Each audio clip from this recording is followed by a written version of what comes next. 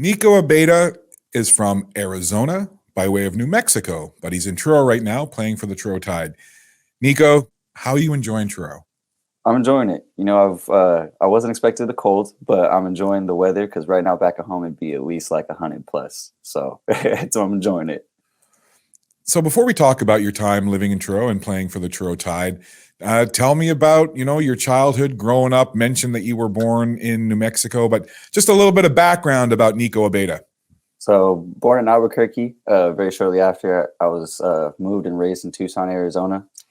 Both of those places got a large fandom for college basketball. The UNM and the U of A are both in those cities. So that was where I started, just sitting back and enjoying with my family and watching this game that honestly now I get to play and love, but we all loved. What's your earliest recollection of picking up a ball and playing the game? If it isn't when my family finished the hoop, we had made like a whole half court in the backyard. If it isn't that, it's playing on this literally like volleyball sand court we had in my Albuquerque house. So like that made us really good dribblers because we weren't playing on an actual thing. We're just playing on like volleyball sand, just going and shooting. And that was our court. Albuquerque, New Mexico, and Tucson, Arizona. Never been there, but from what I know, the climate a little bit different than what you're experiencing in Truro. What are some differences in the climate? And then I'm going to ask you about some of the similarities between where you lived and where you are now in Truro. But let's talk climate first. What's the biggest difference? The heat, the rain, the lack, the fact that y'all have rain. We don't really get like consecutive days of cloudy days and all that. That's probably the biggest one. Albuquerque's more in the mountains, but like almost a mile up. So I'm kind of used to the colds. Like October gets real freezing when we go for the Bloom Fiesta. But in Tucson, man, it never really gets this cold. Like we don't see days lower than 40. Temperature and heat aside, you and I were chatting, full disclosure, prior to us recording this, and you were saying that there's actually some similarities between your hometown in Arizona and in Truro. What are those? So Truro's a smaller area. You can walk to places and like everything's kind of close to by. When I lived in Tucson, I lived in an area very similar to that. I felt comfortable walking places and nothing was really too far. And that I've enjoyed here. My teammates jokingly call me the mayor because I know where to go. Like we're walking to games and all that, left, right, just like, yeah, bro, we take this street real quick. It's just like, how do you know that? And I lived in Truro for a long time, and I was constantly having to stop for trains. Train tracks everywhere. Trains are constantly going through the town. It's called the hub town. Once upon a time, it was a mecca, a main stopping point for trains going east, west, north, south, whatever. How do you feel about the train tracks? So in Tucson, especially in Vail, they called us the town between the tracks because we had train tracks everywhere. It was around 4 a.m. because you'd hear the rumble and you'd hear the horn go off close to where I lived. And even where I played high school, like when I say across the street, I mean a rock's throw train track used to come. So we kind of use that as a home field advantage now and then because it would just go and this loud, man. The sound. So now that you're living and playing in Truro, what goes through your mind? How does it make you feel when you hear the train going through Truro? Oh, that's very homey. It's funny because it's not going as fast. You can't really hear the tick, tick, tick, but it was very homey. I get to walk on the tracks, which I did a lot growing up. So like that's something I kind of feel comfortable doing. There's a lot more trees here, so I definitely know I'm not at home, but I enjoy that aspect.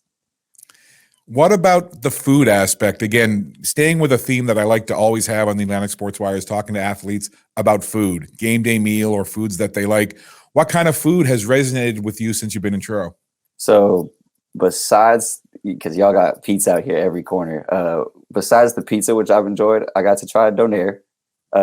I'm huge on nachos, and y'all got nachos everywhere. So I just make sure y'all got jalapenos where I'm going because I just want it to be spicy. The food here, I'm a big meat and potatoes man. The food here is similar to effect because I just love tacos and burritos. So when y'all have the Donaire and y'all have at my favorite Jamaican spot, the beef patties, then it's at least like that piece of home that I'm just like, oh, this is perfect. So you've tried the Donaire. What do you think? I think it's really good. I'm from an area of the world where like spice is the flavor, so I'm not a huge fan of the Donaire sauce, and it's not even that it's not good. I like it in its own sense with like the garlic fingers, but I enjoy putting spice on the Donaire.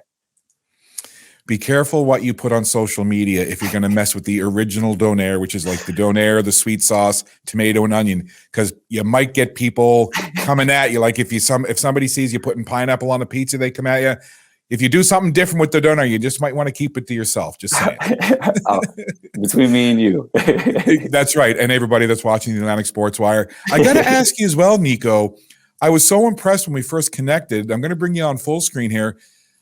Just behind you. Well, first of all, you got the swag on, right? You got the Truro Tide hoodie with the NA for Nico Abeyta. But then behind you, you got the Truro Tide logo on the shirt laid out. You got the kicks. You got the basketball. Like, you put a little thought into this, I think. Yeah, I just had to, create a solid background. I've been familiar with doing like video stuff like this where I'm just like, all right, we got to make like a cohesive look, so that was my thought into putting into it. I want to ask you as well, being from where you were and not having been to Canada prior to coming here to play with the Truro Tide, how did you find out about this league? How did you end up coming here? So started pursuing my basketball career about like 2-3 years ago, like professional, trying to push into different places, a lot of combines. And then finally the combine for the ECBO came up. It was in LA for me.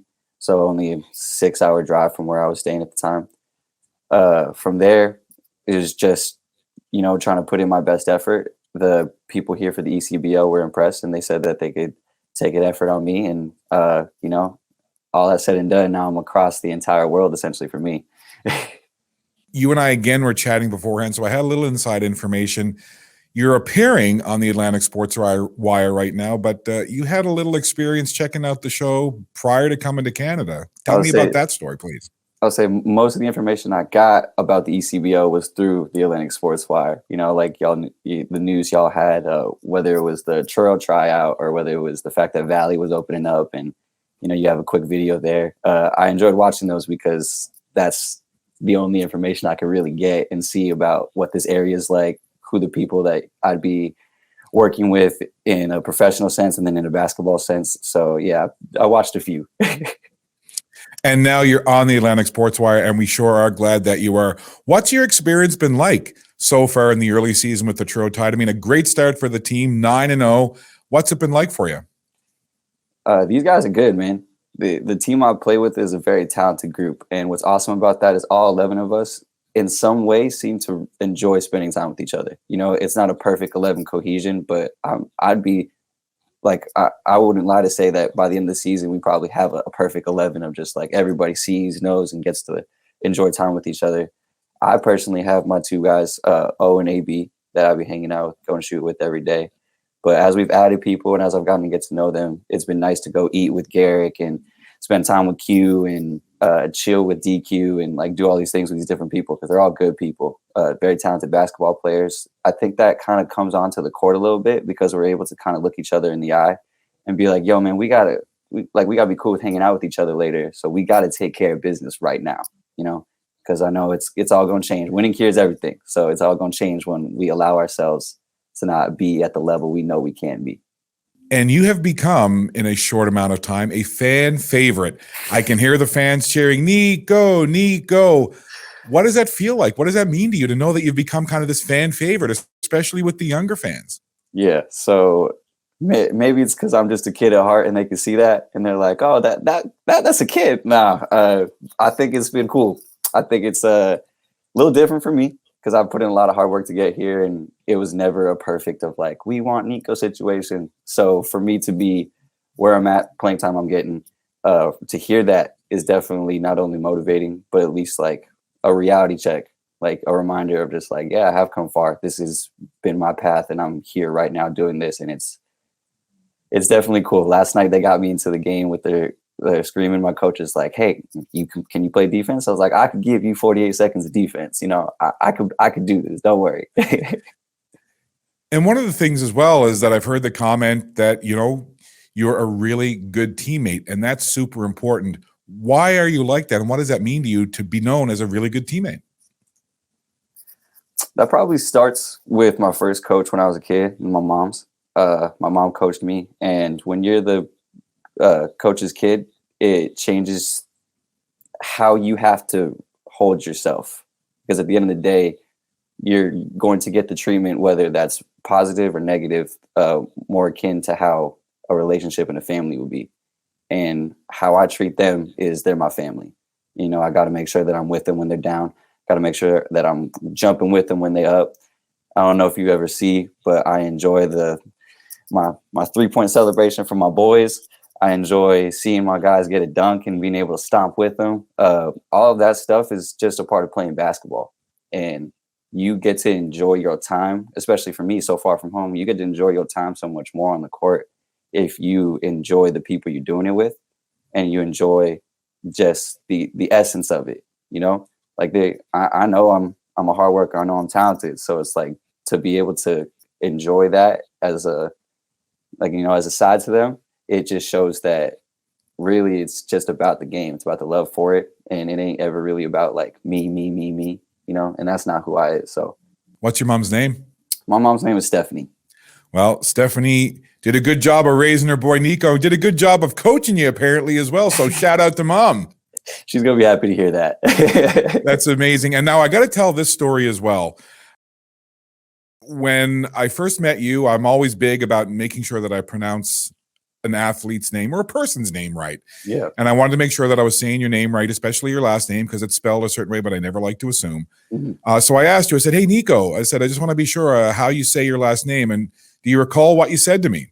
Yeah, I said it's a beta, like the fish, a beta fish. So exactly what you said. And I looked you square in the eye and I said, that is great. I will remember that. I like association things. And I said, from now on, you're going to be Nick the Fish Abeyta, because of, you know, the fish thing. So you're Nick the Fish Abeyta.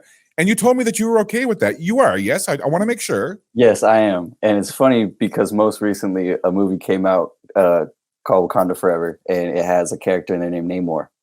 He's a water-based character in the Marvel universe, but they jokingly call him Fishman. You know, they're trying to downplay who he is. So my family has been jokingly calling me that lately. It's just like, oh, we got Namor over here, Fishman. Well, it's fitting. You are Nick the Fish Abeyta. Nick, thanks so much for spending some time with us here on the Atlantic Sports Wire. We wish you nothing but continued success in your basketball career and with the Truro Tide. And you know what? I think we should probably have you back on again sometime. Oh, that'd be awesome. If we keep up this undefeated, you're going to need to have us back on. You know it, my man. Thanks very much, Nico. Enjoy the rest of your day and have a great weekend. All right. Thank you, Scott. Appreciate you.